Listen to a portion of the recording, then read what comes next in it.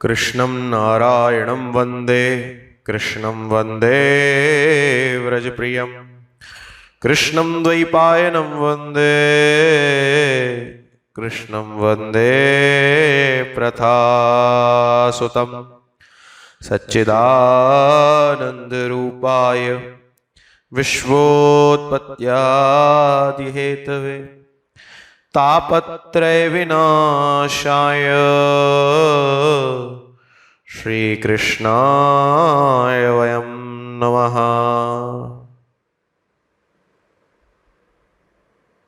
आइए हम और आप श्री मध्वाचार्य जी के चरित्र में प्रवेश करते हैं।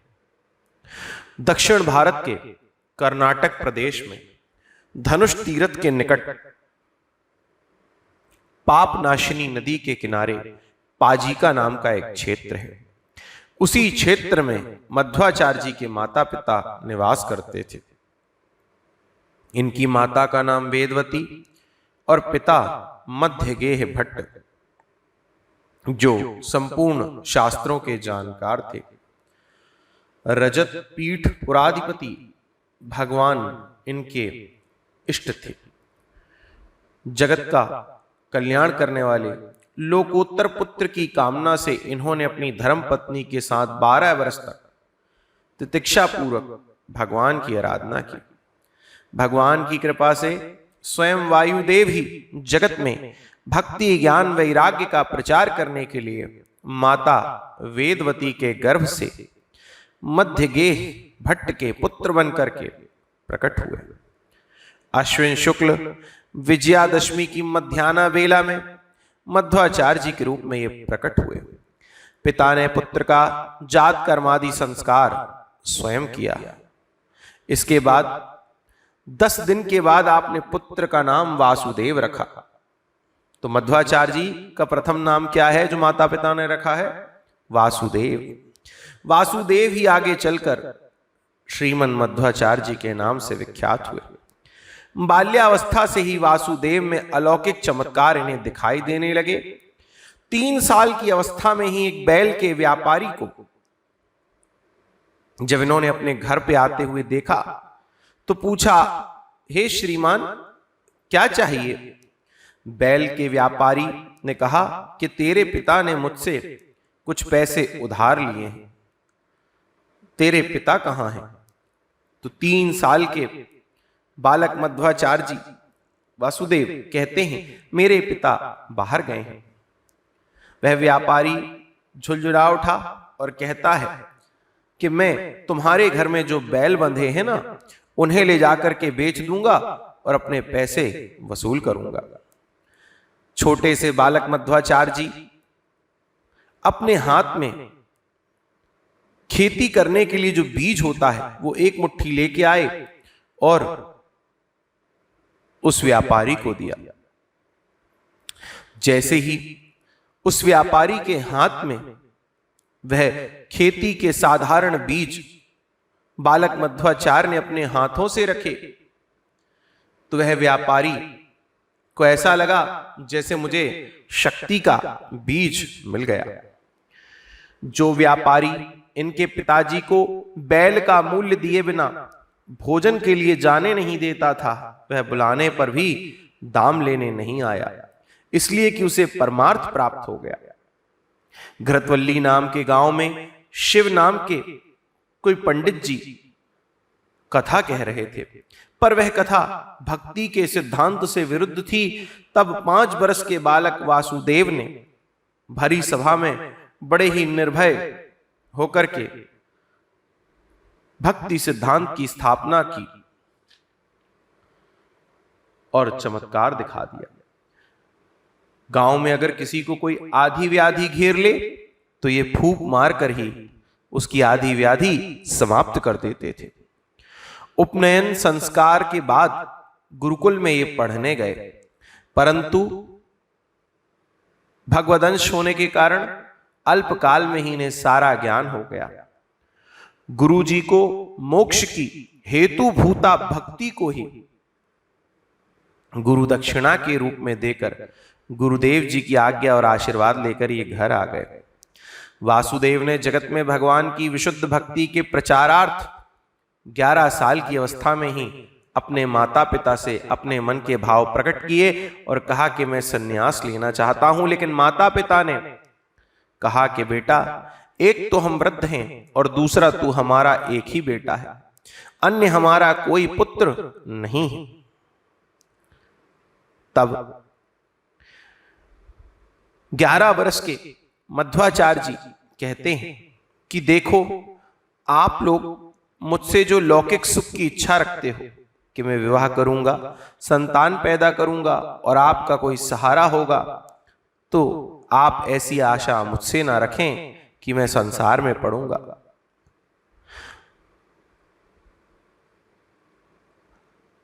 और अगर आप चाहते हो कि आपका कोई सहारा हो तो मुझे आप सन्यास की अनुमति दे दो। भगवान की कृपा से शीघ्र ही एक छोटे भाई का जन्म इस घर में मेरे होगा और वो आपका सहारा बनेगा। माता पिता को विश्वास नहीं हुआ तो माता पिता को विश्वास दिलाने के लिए 11 वर्ष की आयु में मध्वाचार्य जी कहते हैं कि देखो, हमारे घर के सामने एक सूखा सरोवर है और सूखा वृक्ष है। कल जब हम सुबह उठेंगे तो ये सूखा सरोवर जल से भर चुका होगा और ये जो सूखा वृक्ष है ना, इसमें हरे हरे पत्ते, पुष्प, फल आ जाएंगे। जब सुबह उठकर देखा तो क्या देखा कि जो सूखा सरोवर है उसमें जल भर गया है और जो सूखा वृक्ष था उसमें भी फल आ गए हैं। माता पिता समझ गए कि ये कोई अवतारी बालक है। माता पिता ने कहा, बेटा जाओ, तुम्हारा कल्याण हो। और रजतपीठपुर में विराजमान श्री अच्युत प्रेक्ष जी के पास ही आए और सन्यास की दीक्षा ली। देखिए, अभी तक इनका नाम था वासुदेव और अब नाम हो गया पूर्ण प्रज्ञ। आप अपनी अलौकिक प्रतिभा से श्री गुरुदेव जी के भी तत्वबोध विषयक भ्रम का निवारण करते थे। कुछ काल तक गुरु जी की सेवा में रहने के बाद एक दिन इन्होंने श्री गंगा स्नान एवं दिग्विजय करने के लिए जाने की अनुमति मांगी। गुरुदेव ऐसे सुयोग्य शिष्य के विरह की संभावना से विकल हो गए। अब देखिए, गुरु को इतना प्रेम हो गया कि उन्होंने कहा, बेटा तू मुझे छोड़ के ना जा। भगवान से प्रार्थना करने लगे कि मेरा ये सुयोग्य बालक शिष्य जो मेरे पुत्र के ही समान है, ये ना जाए। हे हरि, कुछ ऐसी कृपा करो। तब श्री हरि ने कहा, आकाशवाणी हुई कि आज से तीसरे दिन ये जो सामने वाला मध्य सरोवर है ना, इसमें गंगा जी प्रकट हो जाएंगे।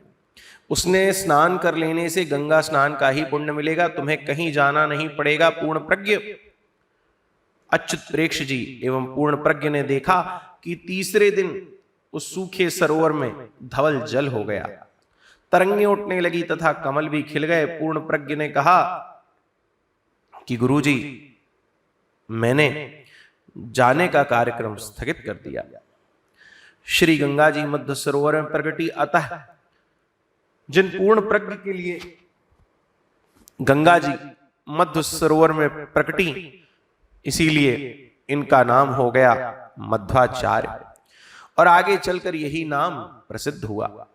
श्री मध्वाचार्य जी की दिगंत व्यापिनी स्वतः सिद्ध कीर्ति को श्रवण कर बहुत से विद्वान तार्किक मायावादी शास्त्रार्थ करने के लिए आते, परंतु सबको हार कर अपना सा मुंह लेकर लौटना पड़ता।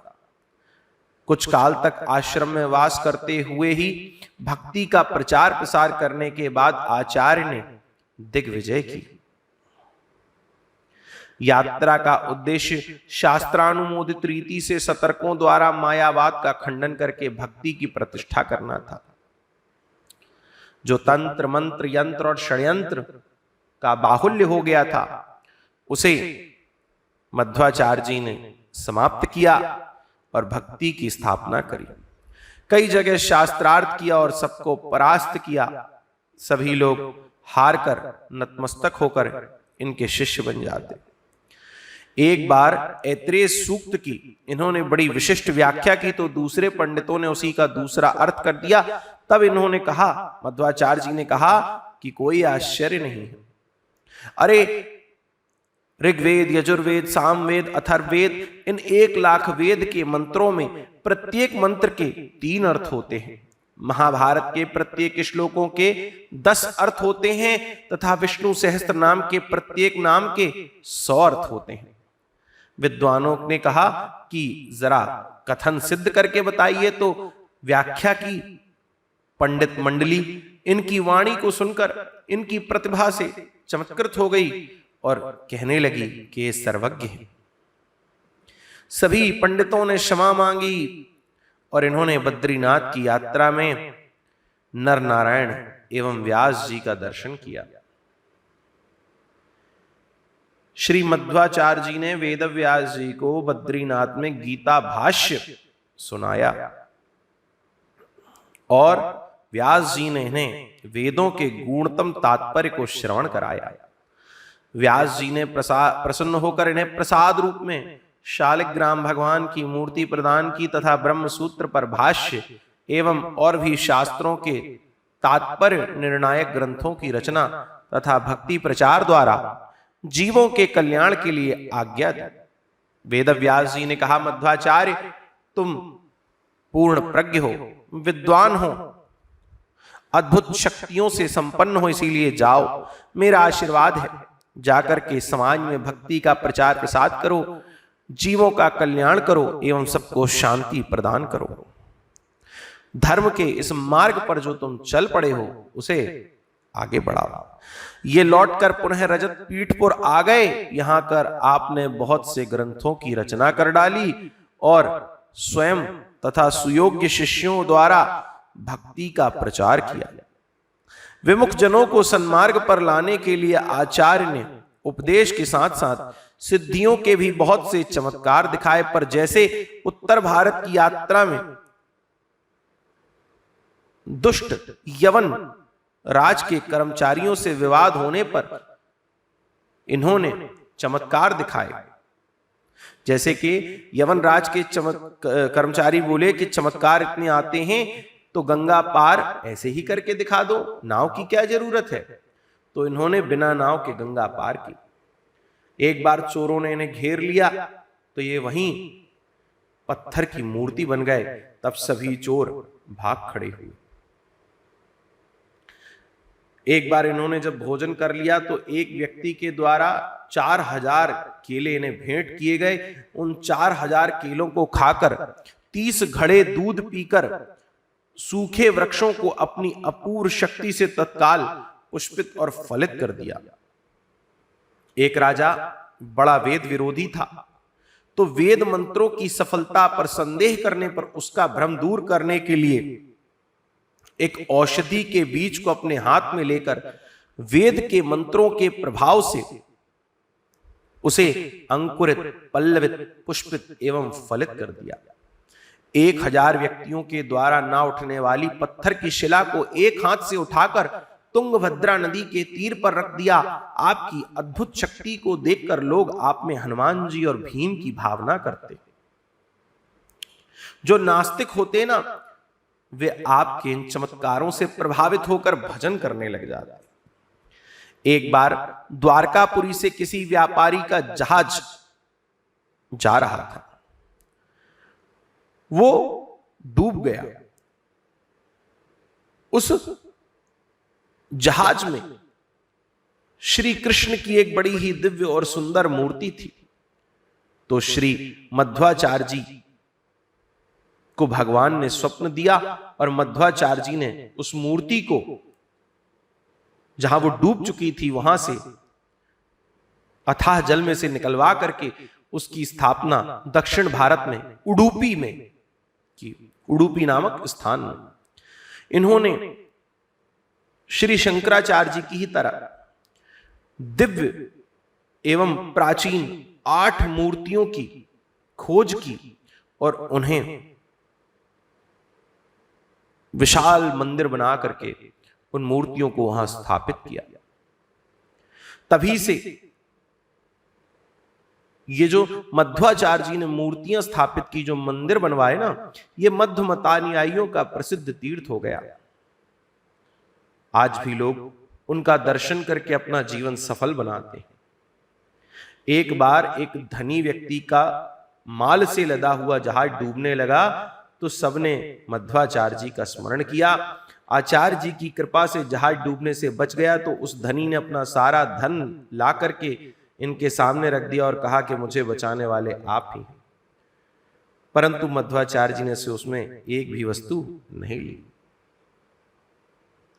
कई बार इनके महान उत्कर्ष को न सह सकने के कारण बहुत से विचारहीन लोगों ने आपका अनिष्ट करना चाहा, परंतु आपकी अचिंत्य शक्ति के सामने दुष्टों के सभी प्रयास व्यर्थ हो गए।